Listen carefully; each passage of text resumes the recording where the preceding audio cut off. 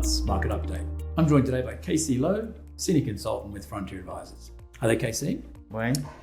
Well, the Russian invasion of Ukraine has certainly captured the attention of the world, certainly from a humanitarian perspective. But there are, of course, implications for investors.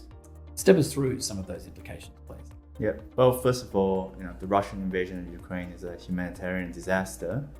The hope is that the hostilities will end soon, but unfortunately, how the conflict will play out remains very much uncertain at this point in time. The expectation is that the conflict will be contained in just Ukraine, but it's still quite, or the risk is that the conflict does become a broader military conflict there.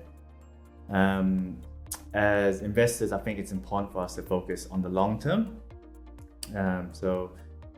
What we've seen to date in terms of the global equity market's reaction to it, there's been a small negative reaction, but in terms of the direct Russian and Ukrainian assets, those have been hit a lot harder. So for example, Russian equities are now down close to 50% from late last year, and the Moscow Stock Exchange is actually closed now, so you can't actually trade stocks, Russian stocks now. When we look back at recent history, at other geopolitical events, so for example, the 2003 Iraq War or the 9/11 attack, we do tend to see some negative market reaction initially to these sort of geopolitical events.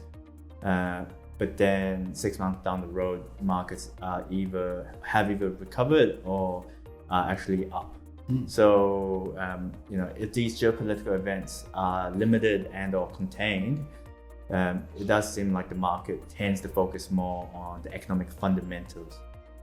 So thinking more broadly, step us through some of those economic fundamentals and how they're placed at the moment. So just focusing on the economic fundamentals is actually pretty good right now. We've had some impact from the Omicron COVID outbreak, so that's been a bit disruptive. But in terms of the global economy, it continues to recover. There's a few bumps along the way. What could one of the implications of the Russia-Ukraine conflict that could have an impact on the global economy is through inflation, and that will have an impact on what central banks decide to do. So in terms of higher oil and gas prices because of the sanctions on Russia, or even persistent impacts on supply chain bottlenecks and issues like that. So that's something to watch in terms of the impact on inflation and supply chains. One of the indicators that we're focused on right now, and these are business surveys of supplier delivery times. So that gives us a good gauge of how these issues are developing. At this point in time, you'll see that the indicator appears to be coming off its peak. So it seems like some of these supply chain issues are easing and these inflationary pressures are easing, but the latest data point has picked up again. So I think at this point in time, it's really watch this space. Certainly lots of areas of concern for investors. Can you give us something positive, KC? So I think one of the big positives right now is the excess household savings that we're yet seeing spent.